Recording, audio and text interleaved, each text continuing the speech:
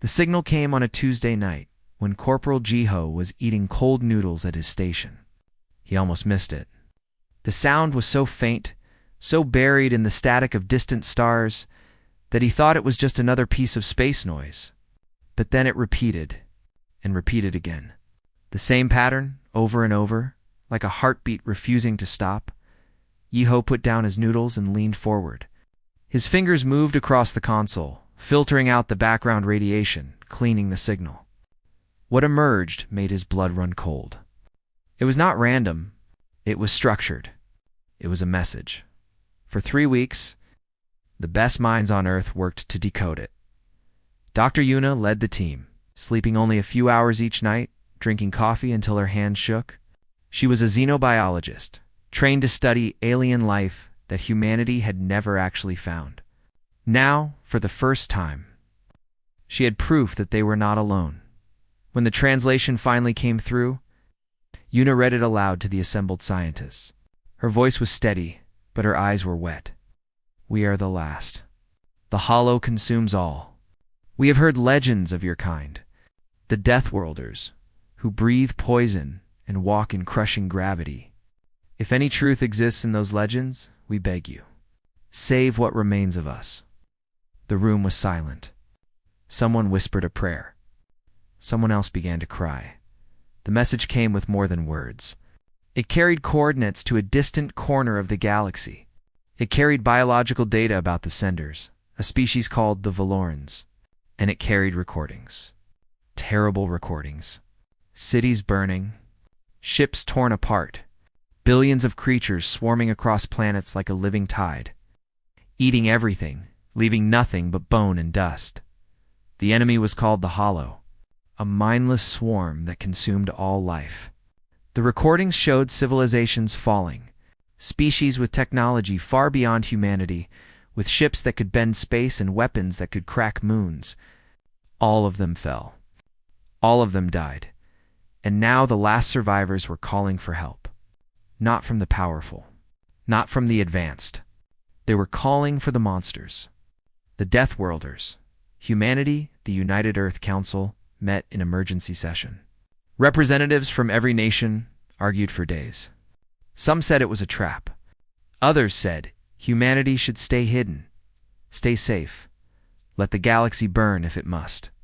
Why should they risk everything for strangers who called them monsters? Captain Taiho listened to all of it.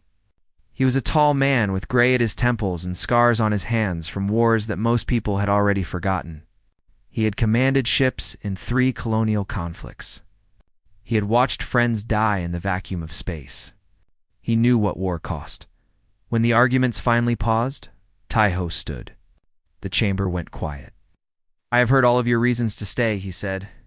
His voice was calm, almost soft. Fear, caution, self-preservation. These are not foolish things. They kept our ancestors alive when everything on Earth wanted to kill them. But I want you to think about something. He looked around the room, meeting every pair of eyes. Those aliens out there, they had millions of years of peace. They had technology that makes our best ships look like wooden boats. They had everything we dream of having, and they are all dead. Every last one of them. Except for a handful, hiding on a frozen moon waiting to die. Taiho paused. The silence was heavy. They did not call us because we are strong. They called us because everyone strong is already gone. They called us because they heard stories. Stories about a species from a planet so deadly that just being born there is a miracle. A species that evolved to fight, to survive, to never give up. They called us monsters. And maybe they were right. He straightened his shoulders. But I would rather be a monster who answers a dying stranger's call than a coward who hides while the galaxy burns. I am going, and I am asking for volunteers to come with me. The council voted the next morning.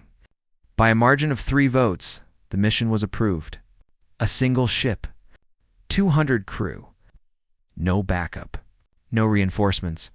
If they failed, humanity would pretend they never existed. The ship was called the Hurang, named after ancient warriors from old Korea. It was not the biggest ship in the fleet. It was not the fastest, but it was tough. Built to survive things that would tear other ships apart. Just like its crew, Lieutenant Hannah was the first to volunteer. She was the best tactical officer in the fleet, with a mind that could calculate firing solutions faster than most computers. She had a reputation for being cold, for never showing emotion in battle. But when she signed her name to the crew list, her hand was shaking. Sergeant Minho came next. A ground forces veteran with more combat drops than anyone still alive. His body was more scar tissue than skin, and he walked with a slight limp from an injury that never healed right. When asked why he volunteered, he just shrugged and said, "Someone has to teach the aliens how to fight." Private Nari was the youngest.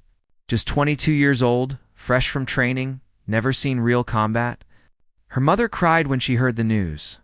Her father said nothing, just hugged her so tight she thought her ribs might crack. She did not know why she volunteered. Maybe it was the way Captain Taiho spoke. Maybe it was something else. Something she could not name. Dr. Yuna volunteered. Because she had spent her whole life looking for proof that they were not alone. Now she had found it. She was not going to let someone else make first contact in her place. Corporal Giho volunteered because he was the one who found the signal. It felt like fate. Like the universe had chosen him for something bigger than cold noodles and night shifts. On the day the Hwoarang launched, millions watched from Earth. The ship rose through the atmosphere, leaving a trail of fire across the morning sky. Inside, 200 humans sat in silence, thinking about what they were leaving behind: families, friends, a whole world. Captain Taiho stood on the bridge. Watching Earth grow smaller in the view screen, he thought about the message. The desperation in those alien words, the hope that monsters might be heroes. "Set course for the coordinates," he said. The stars stretched and blurred as the ship jumped into faster-than-light travel. Behind them, Earth disappeared.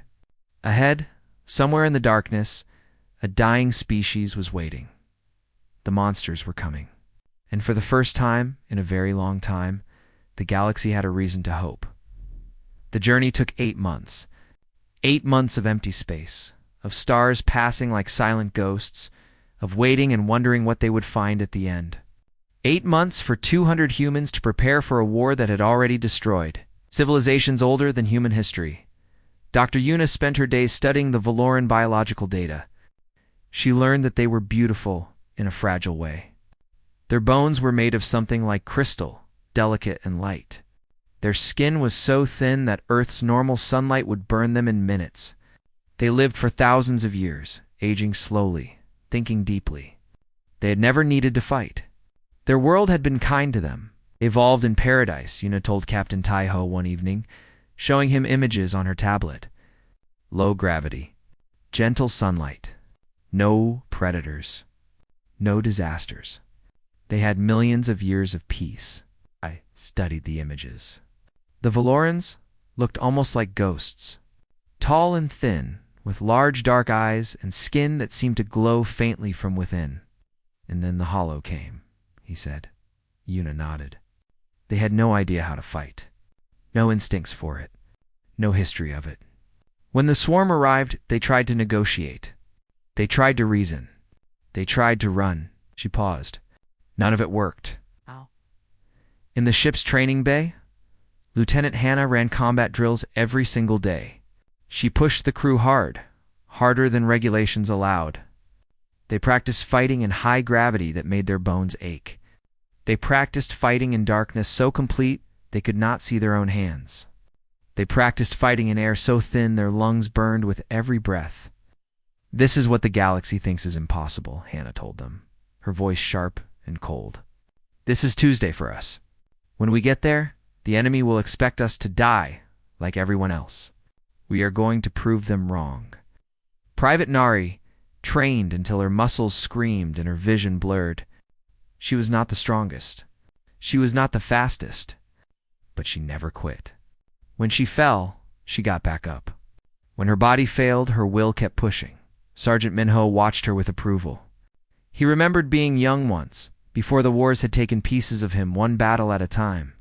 One night, he found Nari sitting alone in the observation deck, staring at the stars. "Scared?" he asked, sitting down beside her. Nari nodded. There was no point in lying. Minho smiled. It was a tired smile, full of old memories. Good. Fear keeps you alive. The day you stop being scared is the day you start making stupid mistakes. Were you scared? In your first battle? Terrified, Minho admitted. I was so scared I threw up before the drop. Twice. But then the shooting started, and I realized something. Fear does not matter. What matters is what you do with it.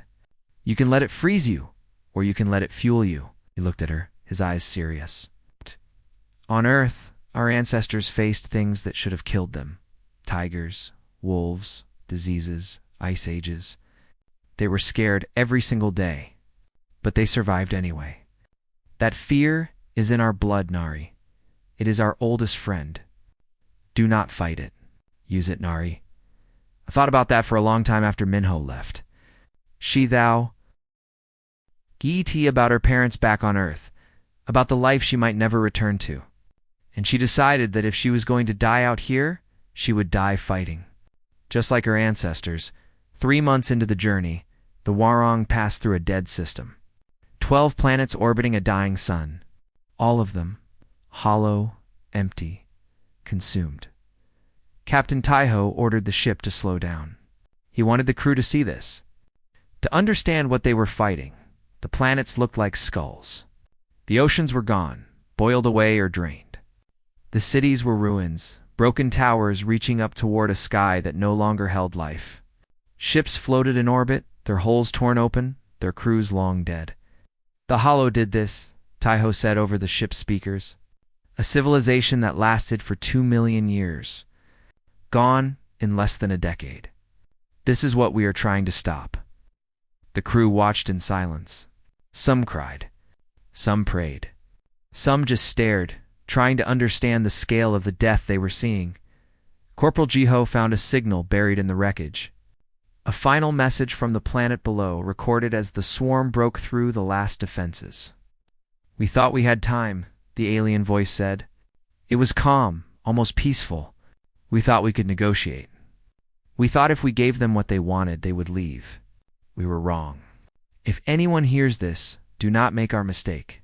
Do not try to reason with hunger. Do not try to bargain with death. Fight. Fight until you cannot fight anymore. It is the only way. The message ended. The bridge was silent. Captain Taiho turned to face his crew. That is our answer, he said. That is why we are here. Not to negotiate. Not to bargain. To fight. 2 days later, a new signal came through. Jiho almost fell out of his chair when he decoded it. It was from a Valoran named Keth, a scientist. A survivor. He was guiding them to the last sanctuary, a hidden moon called Sanctuary Pale. You actually came, Keth's voice said, filled with wonder and disbelief. The Deathworlders actually came. We thought we were sending our message into emptiness. We thought no one would answer. But you came. Ow. Taiho recorded a response. We are coming. Hold on. We will be there soon. He sent the message into the darkness and hoped it would arrive in time. The Hworong flew faster. The crew trained harder, and somewhere ahead, hidden in the debris of a collapsed star system, 12,000 Valorans waited and prayed for monsters to save them. The journey was almost over. The war was about to begin. Sanctuary Pale was a frozen moon hiding in a field of broken rocks and dead ships. The debris of a collapsed star system surrounded it like a graveyard, blocking it from sensors and prying eyes. It was cold, dark, and barely alive. It was the last home of the Valoran people. When the Warang emerged from faster-than-light travel, alarms began screaming across Sanctuary Pale. The Valorans had been hiding for so long that any ship meant death. They prepared their weak defenses, ready to fight one last hopeless battle. Then Watcher Keth recognized the ship's signal. He ran through the frozen corridors, shouting for everyone to stop. It is them. The Deathworlders. They came. They actually came. Captain Taiho guided the Warong down through the thin atmosphere. The ship landed on a frozen plain near the main Valoran settlement. 200 humans stepped out into air so thin and cold that it would kill most species in minutes. For them, it was simply uncomfortable. Dr. Yuna led the first contact team. She walked across the ice toward the Valoran delegation, her breath forming clouds in the frozen air. The Valorans watched her approach with wide, frightened eyes. They had heard stories about humans. Terrifying stories. Monsters who breathed poison. Creatures who healed from wounds that would kill anyone else. Beasts from a world so deadly that survival itself was a miracle. And now the monsters were here. Walking toward them. Looking so much smaller than the legend suggested, Yuna stopped a few meters from the Valoran group. She could see them trembling. Whether from cold or fear, she could not tell. Slowly, carefully, she reached up and removed her helmet. The Valorans gasped. She was breathing their air. The thin, cold atmosphere that could kill most species in minutes. She was breathing it like it was nothing. "Hello, Yuna," said softly. "We received your message. We came to help." Watcher Keth stepped forward. He was taller than Yuna, but so thin that he looked like he might break in a strong wind. His skin glowed faintly blue in the dim light, and his dark eyes were filled with tears. "You came," he whispered. "You actually came." Elder voice Palom emerged from the settlement, supported by two younger Valorans. He was ancient, his crystal bones visible through skin that had grown thin with age. He had lived for over 10,000 years. He had seen his civilization rise to greatness, and he had watched it fall to dust. Captain Taiho walked forward to meet him. The two leaders stood, face to face, alien and human. Separated by biology, but united by desperation. Palom reached out with a trembling hand and touched Taiho's arm. He flinched at the density of human muscle and bone, at the heat radiating from human skin. "We called you monsters," Palom said, his voice weak but clear. "In our stories, you were the things that frightened children. The Deathworlders, the beings from the impossible planet." He paused, crystalline tears rolling down his cheeks. "We were right. You are monsters. But you are the kind of monsters that answer a stranger's cry for help." Taiho did not know what to say. He simply nodded. Over the next few days, the humans and Valorans learned about each other. The Valorans shared their knowledge of the Hollow, the swarm that had destroyed over 2,000 civilizations. They showed recordings of battles lost, of planets consumed, of species erased from existence. Lieutenant Hannah studied the enemy with cold, calculating eyes. "What are its weaknesses?" she asked. Keth shook his head sadly. "We have found none. It consumes everything. It adapts to every weapon. Every species that fought it has lost." But Hannah was not satisfied. She watched the recordings again and again, looking for patterns. And she found something. The swarm avoided certain areas, certain planets, places with heavy radiation, toxic atmospheres, extreme conditions, places like Earth. "It avoids Deathworlds," she said to Captain Taiho. "The environments that would kill us slowly are poison to them. Our world, our biology, we might be exactly what they cannot handle." Dr. Yuna confirmed the theory. Human biochemistry was different from every other species in the recordings. Humans carried bacteria that were harmless to them but deadly to most other life forms. Human blood contained compounds that were toxic in the right concentrations. Human breath, human sweat, human tears, all of it was a chemical cocktail that the Hollow had never encountered. "We are not just survivors," Yuna said, her voice filled with wonder. "We are poison. Living, breathing poison." Private Nari spent her time with the Valoran civilians. She met a young child named Vel, barely 100 years old by Valoran standards. Vel was curious about the strange humans, constantly asking questions. "Why are you not afraid?" Vel asked one day. "The Hollow has killed everyone. It will kill us too. Why do you not run?" Nari thought about the question for a long time. She remembered what Sergeant Minho had told her. She remembered her training, her fear, her choice to keep fighting anyway. "We are afraid," she said finally. "We are always afraid. But on our world, fear is not a reason to stop. Fear is a reminder that we are alive. And as long as we are alive, we fight." Vel did not fully understand, but something in the human's eyes made her believe that maybe just maybe there was still hope. 3 days after the humans arrived, the sensors detected movement at the edge of the system. Something massive was approaching. Something hungry. The Hollow had found Sanctuary Pale. The swarm was coming. Captain Taiho gathered his crew. 200 humans against billions of creatures that had destroyed civilizations. The odds were impossible. The outcome was certain. But humans had never cared much about impossible odds. "They are coming," Taiho said. "This is what we trained for. This is why we crossed the galaxy. Not to die. Not to fail. What? To protect. To show this swarm what happens when it picks a fight with Deathworlders." The crew checked their weapons, sealed their armor, and prepared for war. The battle for Sanctuary Pale was about to begin. The sky turned black. Not from night, but from bodies. Billions of creatures descended toward Sanctuary Pale, blocking out the distant stars like a living cloud of death. Some were small, the size of insects, moving in waves that ate through metal and stone. Others were massive, larger than starships, carrying smaller creatures inside them like terrible mothers. The Valoran defense grid fired first. Beams of energy cut through the swarm, burning thousands of creatures in seconds. But for every creature that died, 100 more took its place. The grid was designed to hold off raiders, not an army that stretched across the sky. Captain Taiho watched from the Horong's bridge. He had seen battles before. He had seen death before. But nothing like this. Nothing this big, this hungry, this endless. "Lieutenant Hannah," he said calmly, "begin orbital bombardment. Target the largest creatures first." The Warhang's weapons opened fire. Missiles streaked into the swarm, exploding in bursts of nuclear fire.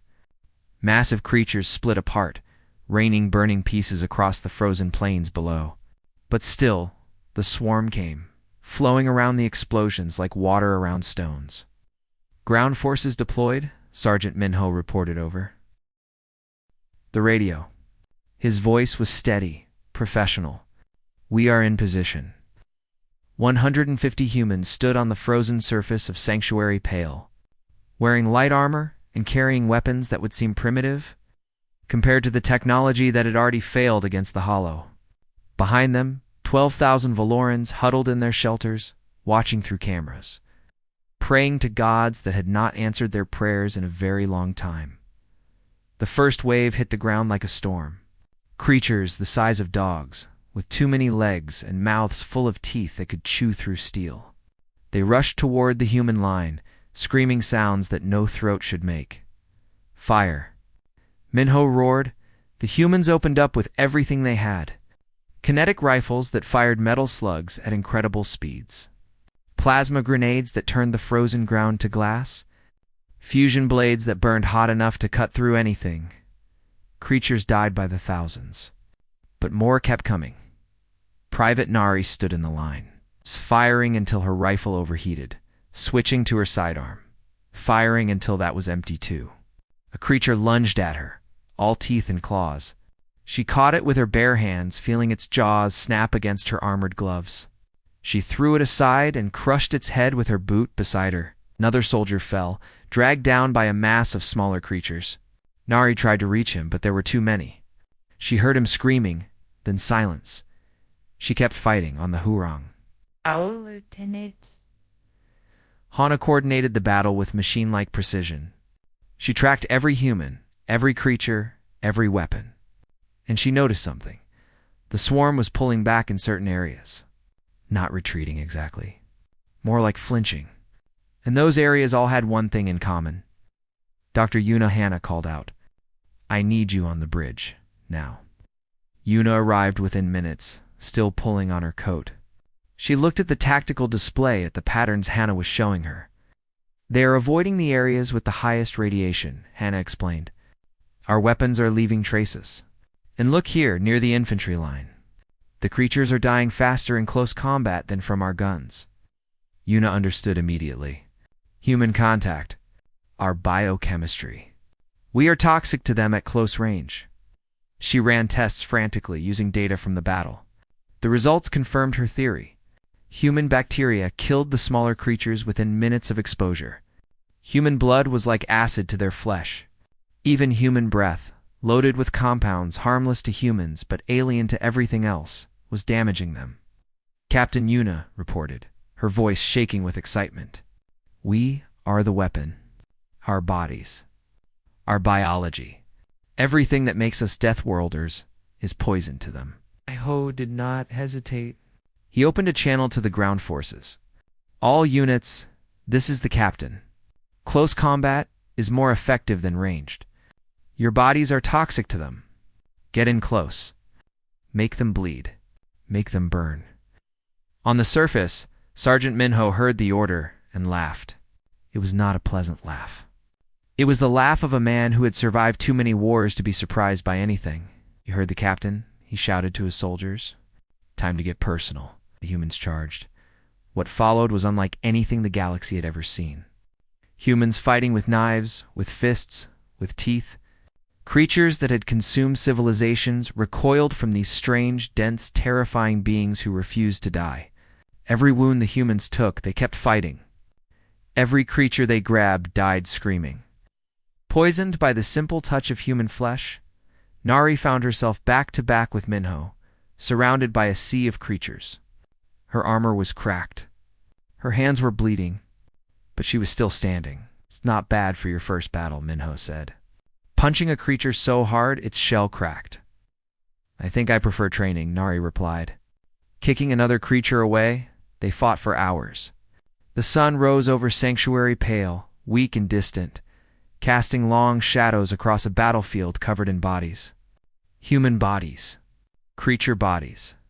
So many bodies that the ice had turned dark with blood, and then something changed. The swarm hesitated. The massive creatures in orbit stopped advancing. The endless wave of smaller creatures on the ground slowed. Confused, they were retreating. The Hollow, which had never known defeat, which had consumed over 2,000 civilizations, was pulling back. Hannah watched the tactical display in disbelief. They are leaving. They are actually leaving. On the surface, the remaining humans stood among the dead, too tired to cheer, too wounded to celebrate, but they had won. Against all odds, against all logic, against an enemy that had destroyed everything it touched, they had won. Sergeant Minho helped Private Nari sit down on a piece of frozen rock. She was injured, a deep gash across her side that would leave a permanent scar. But she was alive. We did it, she whispered. We did it, Minho agreed. He looked up at the sky, where the swarm was disappearing into the darkness of space. They will be back. But today, we won. In the Valoran shelters, 12,000 survivors watched through their cameras. They had seen the impossible. They had watched monsters become heroes. Watched Deathworlders fight with a ferocity that defied understanding. Watcher Keth fell to his knees, tears streaming down his face. They did it, he said. The legends were true. The monster saved us. The Battle of Pale was over. The Hollow had been driven back for the first time in galactic history. And across the stars, other species watching from hiding began to believe that maybe, just maybe, there was still hope. The days after the battle were quiet. A strange, heavy quiet that felt almost sacred. The survivors buried their dead in the frozen ground of Sanctuary Pale. Human and Valoran standing together as bodies were lowered into the ice. 37 humans had died in the fighting. 37 volunteers who had crossed the galaxy to answer a stranger's call. Their names were carved into stone. Written in both human letters and Valoran symbols, Private Nari stood among the mourners. Her side wrapped in bandages, her body still aching from wounds that would take weeks to heal. She did not cry. She had done her crying in the dark, alone in her quarters, where no one could see. Now she stood tall, honoring the fallen with her presence. Sergeant Minho stood beside her. He had more wounds than he could count, but he refused to sit down. A soldier stood for the dead. That was the rule. They died well, he said quietly. They died fighting. They died protecting. There is no better death than that. Nari was not sure she agreed. She thought about the soldier who had been dragged down beside her in the battle. whose screams she still heard in her nightmares. Was that a good death? Was any death good? But she understood what Minho meant. They had chosen to be here. They had chosen to fight. And in the end, their choice had meant something. In the main Valoran settlement, Elder Voice Palom was dying. He had been dying for years, his ancient body finally giving up after 10,000 years of life. But he had held on long enough to see the impossible. He had seen the Deathworlders come. He had watched them fight. And now he could rest. Captain Taiho sat beside his bed, holding the old Valoran's thin, fragile hand. It felt like holding glass, like he might break it just by breathing too hard. "I have lived a very long time," Palom whispered. "I have seen empires rise and fall. I have watched stars die and be born. But I never thought I would see what I saw yesterday. I never thought monsters could be beautiful." Taiho did not know what to say. He had never thought of himself as a monster. He was just a man from a difficult planet doing what his people had always done, surviving, fighting, protecting. "We called you because we had no hope," Palom continued. "We called you because everyone else was dead or hiding. We expected silence. We expected death. Instead, we got you." His crystalline tears fell slowly. "Thank you, Captain. Thank you for answering." Palom died that night, surrounded by his people, at peace for the first time in years. The Valorans mourned him with songs that seemed to make the air itself vibrate.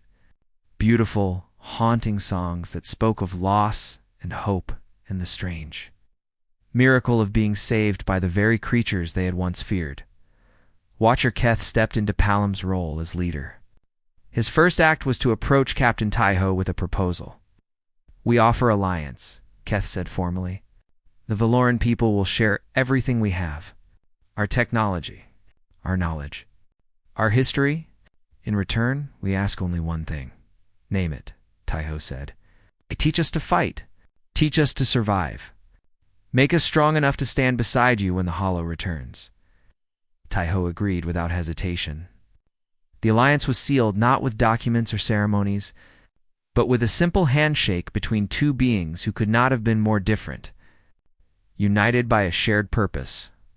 Word of the victory spread across the galaxy faster than any ship could travel.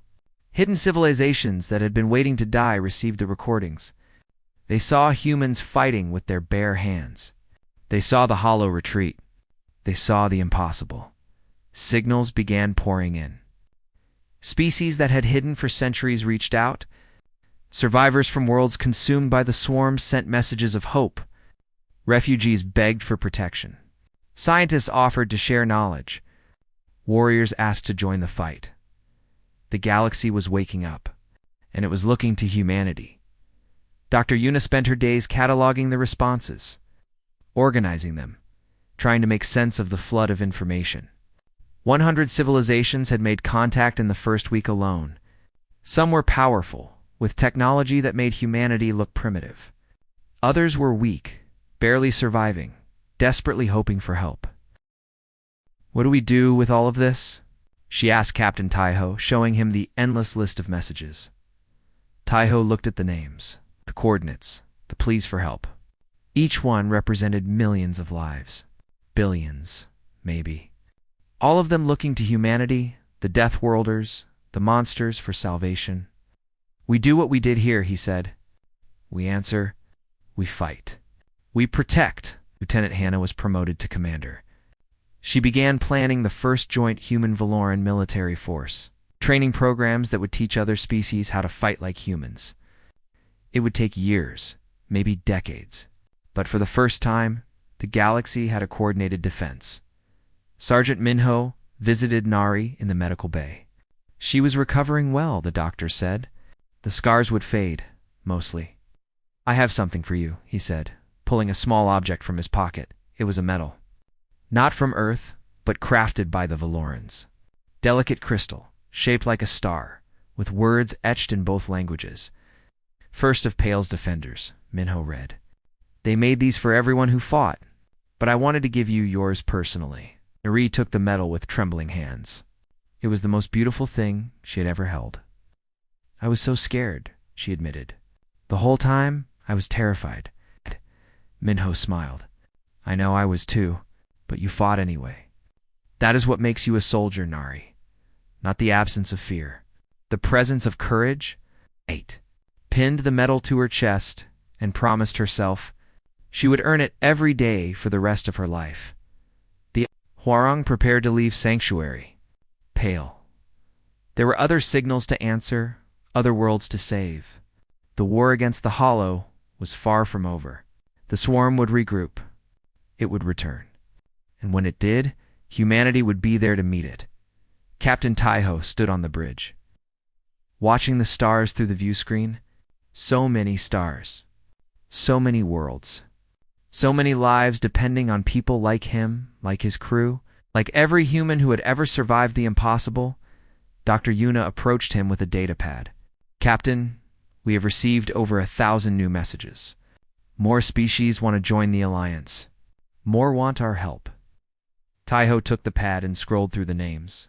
So many names. So many stories. So much hope. What do we do now? Yuna asked softly. Taiho smiled. It was a tired smile, filled with weight and responsibility, and something that looked almost like joy. What we have always done, he said. We survive. We fight. We protect. He handed the pad back to Yuna and gave the order to launch. The Hwarang rose from the frozen surface of Sanctuary Pale, leaving behind allies and friends, carrying forward the hopes of a dying galaxy, somewhere out there. The Hollow waited, hungry and patient and endless. And somewhere out there, the Deathworlders were coming. The monsters were just getting started.